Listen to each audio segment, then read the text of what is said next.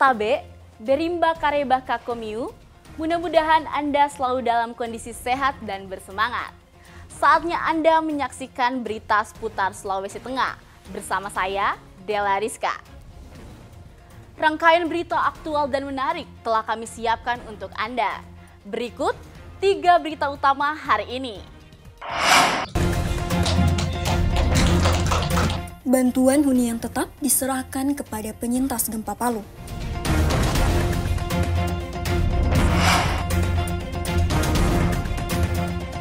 Polres Poso menyiapkan pengamanan khusus untuk pemilu kada tahun 2024.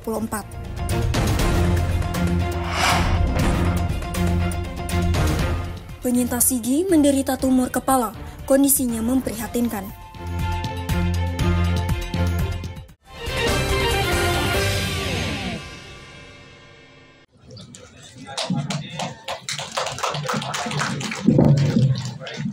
Ekspresi haru dan lega terlihat pada raut wajah para penyintas bencana alam gempa bumi, tsunami, dan likuifaksi di kota Palu. Pada Jumat pagi, ratusan warga penyintas bencana menerima kunci hunian tetap Tondo 2 di Kelurahan Tondo, Kecamatan Mantikulore, Kota Palu. Kini, mereka pun bernapas dengan lega. 6 tahun menanti, progres pembangunan rehabilitasi dan rekonstruksi pasca bencana termasuk hunian tetap hampir rampung. Meski belum 100%, berangsur-angsur hunian tetap telah diterima para warga penyintas bencana. Adapun jumlah huntap tahap 2 yang dibangun di Kelurahan Tondo sebanyak 961 unit. Huntap dibangun menggunakan teknologi rumah instan sederhana sehat alias RISA tipe 36, memiliki 1 ruang keluarga, 2 kamar tidur, dan kamar mandi. Hingga Juni 2024, dari total 5.598 unit hunian tetap yang dibangun Kementerian Pekerjaan Umum Perumahan Rakyat, 5.216 diantaranya telah selesai dibangun dan siap huni. 382 unit sisanya akan digenjot rampung pada tahun ini. Sehingga ada 5.598 unit yang akan kami tuntaskan di tahun 2024 ini. Kurang lebih 1.679 diantaranya di tahap 1 telah diserahkan beberapa waktu yang lalu. Dan saat ini perlu kami laporkan dari 5.598 tersebut, 5.216 unit telah selesai dibangun, artinya sudah siap huni.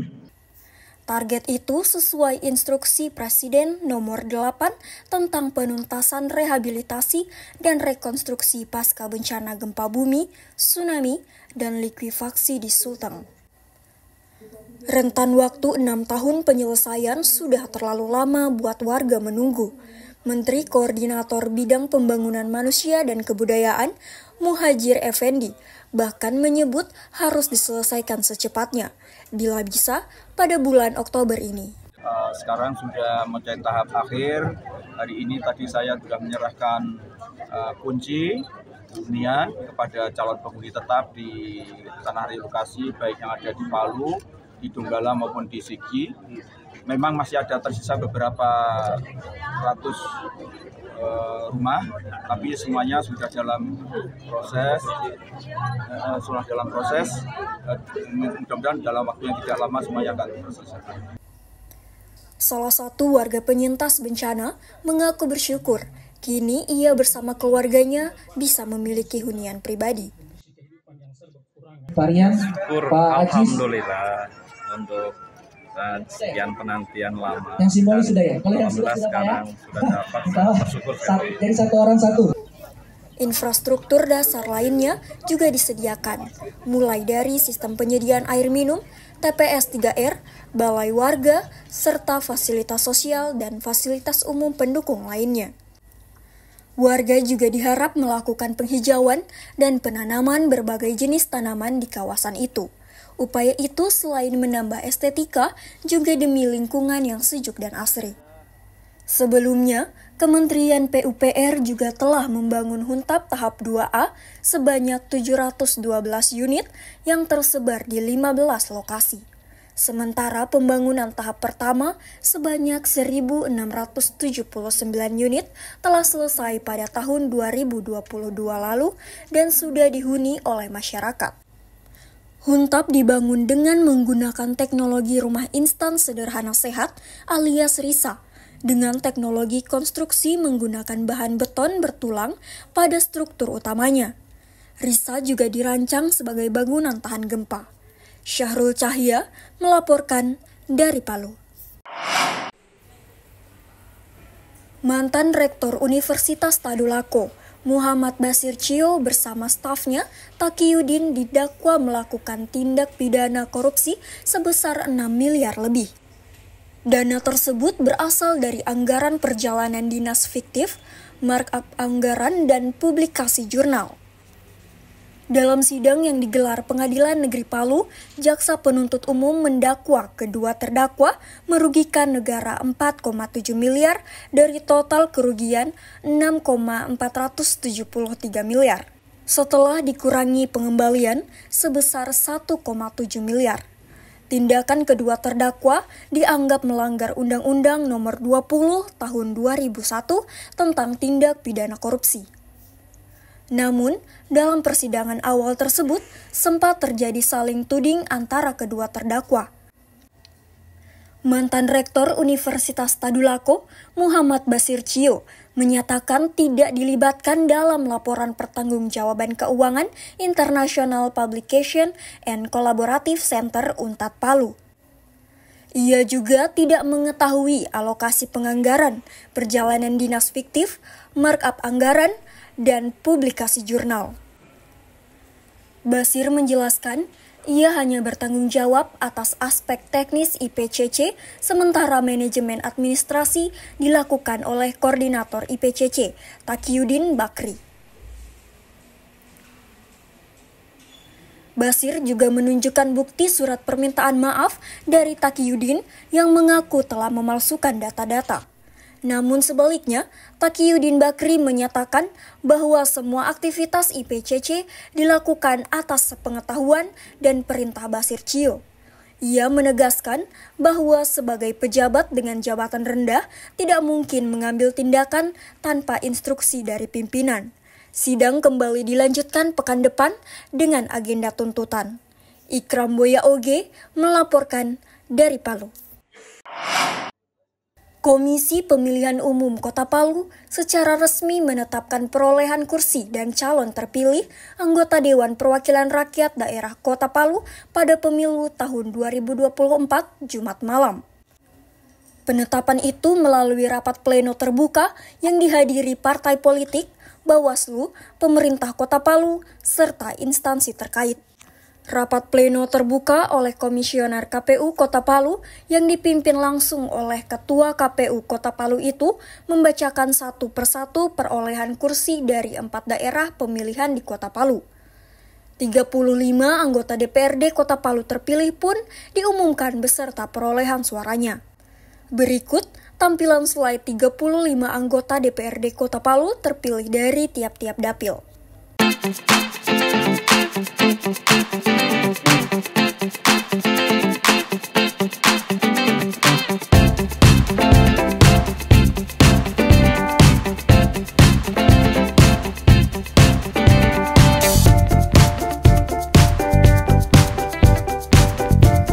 Dari 11 tahapan pemilu, pengumuman dan penetapan hasil pemilu merupakan tahapan ke-10.